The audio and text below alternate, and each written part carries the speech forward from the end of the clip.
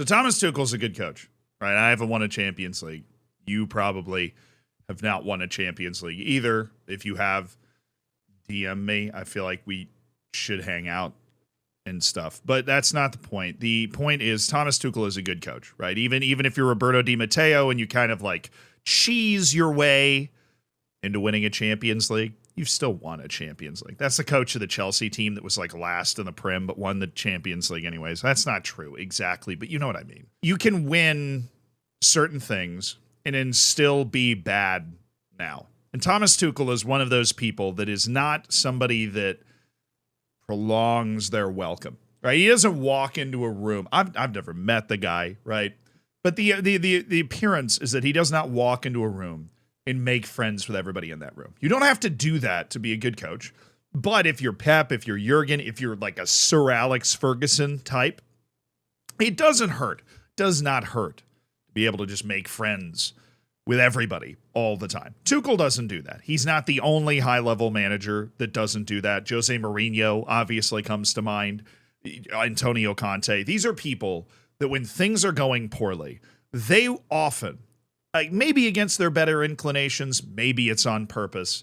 They're just trying to get that sweet, sweet compensation and just go on vacation for 6 months, in which case, get your bag, King. But they will go through the process of pouring gasoline, like petrol, on the fire. They'll just douse the fire. Antonio Conte was doing this when he was at Tottenham.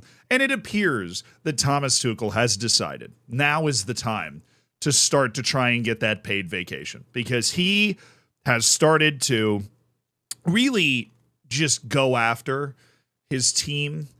Not in as public as a way as maybe Jose Mourinho or Antonio Conte has done in the past, but in a way that he would probably know this sort of stuff is going to get leaked. It's going to get leaked out to the public, and that paid vacation is closing in.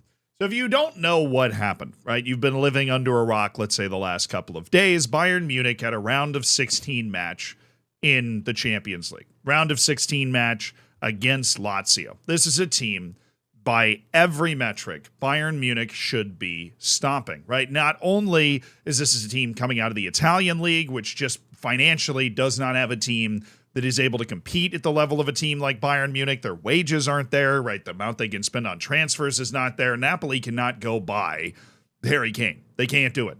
They would have to do 7 swap deals and fudge the numbers just to even get close, right? And it's not their fault, right? The financial state of the game in Italy is in disarray, but they can't do it. There's no reason Bayern Munich should be within reach in this game. Of course, Bayern goes and loses. This is on the back of losing to Bayer Leverkusen, who, if you didn't notice, is undefeated and top of the Bundesliga, and now 5 points clear of Bayern, and that's a whole catastrophe.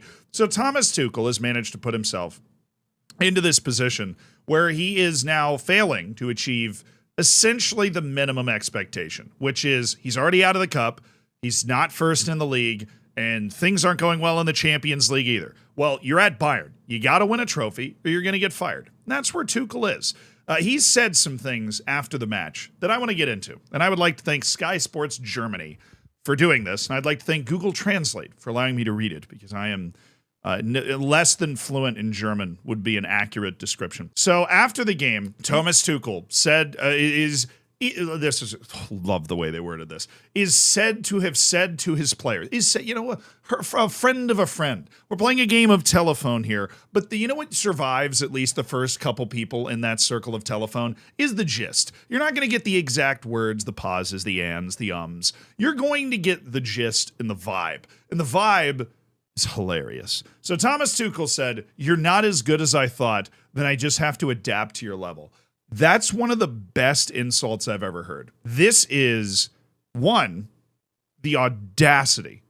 This is audacious. This is, at some point in my life, I aspire to have the self-confidence of Thomas Tuchel, right? I already have the hairline, right? Respect, right? Game recognized game. I aspire to have the self-confidence of Thomas Tuchel in this sentence. I mean, how, you couldn't even come up with this. I get it.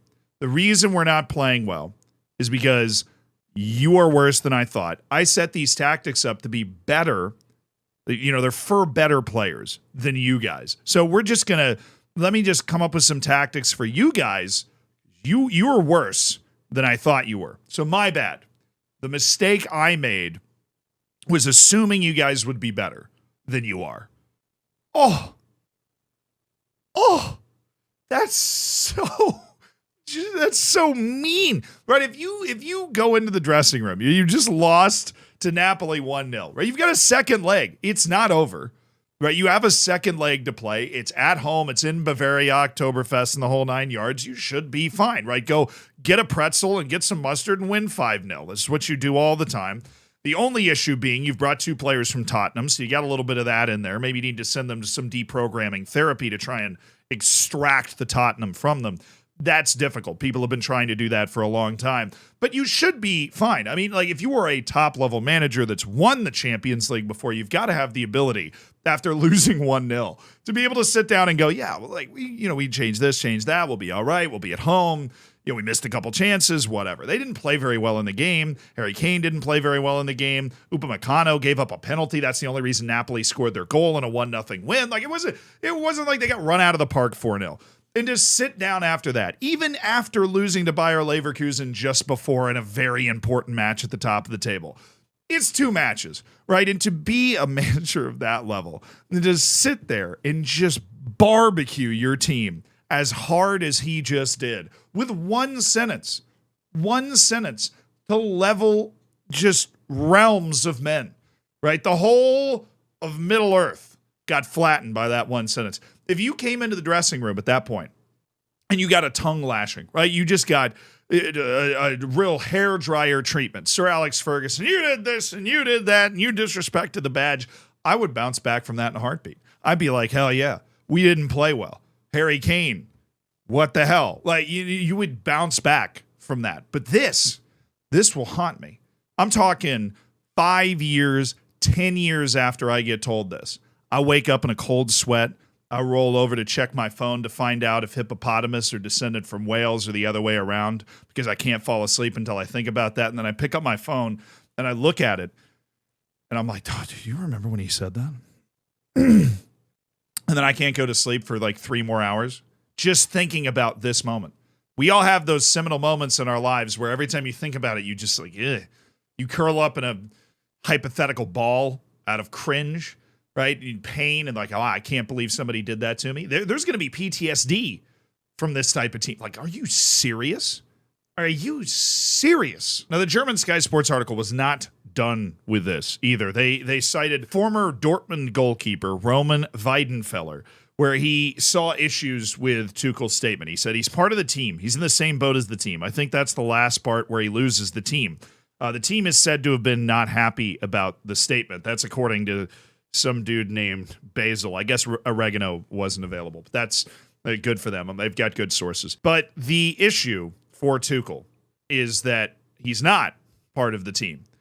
But that's also like the positive thing for Tuchel. Like, he's getting a paid vacation. There is, after this, I mean, look, let's be honest. There's no way he's going to stay the coach of Bayern. I would say even to the end of the season. And if he makes it to the end of the season, they'll make a change then. But to be honest, that's really just something that people do in U.S. sports and soccer and football. They make changes, all the time. Michael Bradley, or whatever his name is, got fired after, like, Bob Bradley got fired after 11 games. These guys get yeeted all the time. And Thomas Tuchel is aware that he's on a huge contract, and I think he just wants to get out, right? And I have no issue with him wanting to do that. If I was an administrator at Bayern, I would have an issue with it because it's my freaking money. If I was a supporter at Bayern, I would have an issue with it because it's my freaking money. Not talking about doing all those weird fan things where you send like death threats and stuff. Don't do that. Be a reasonable human being. But seriously, there is a period between when a manager makes it clear they're not going to be there anymore. Antonio Conte at Tottenham again comes to mind. And when they're actually fired, you're just waiting for that piece of straw to fall down, right? To hit the camel's back and actually break it. Well, like, for once, let's just give the camel a break, right? Let's just give the camel a break. Let's just let him go now, right? He's saying stuff to this. There's a rift between him and the team. Right, this isn't Ten Hag creating a rift with one player because he plays too much FIFA and he just clearly doesn't like him very much. This is Tuchel rifting his whole team, separating himself from his whole team, saying, I'm better than you. It was my mistake thinking you were better, which is a generational insult. I mean, there are 1600s peasants from England, Harry Kane's relatives, rolling over in their grave right now. That reverberated through the ages. His grandparents just sat up bolt straight in the middle of the night like, do you hear what Tuchel said? That is what he's resorted to at this point. One more straw falls, and it's over. And if he turns it around, I'm going to look like an idiot. But I do feel like that we've entered that period, the period where everybody and their mother and their siblings, even their extended family, knows it's over. It just hasn't happened yet. In saying that, he's crazy. It's a crazy thing to say. It's one of the craziest things I've ever heard come out of a locker room. And I just watched the Beckham documentary where people are kicking shoes at other people. Shout out to Sir Alex Ferguson, by the way. He should have been a kicker in the NFL, apparently. But that's a story for another time. See ya.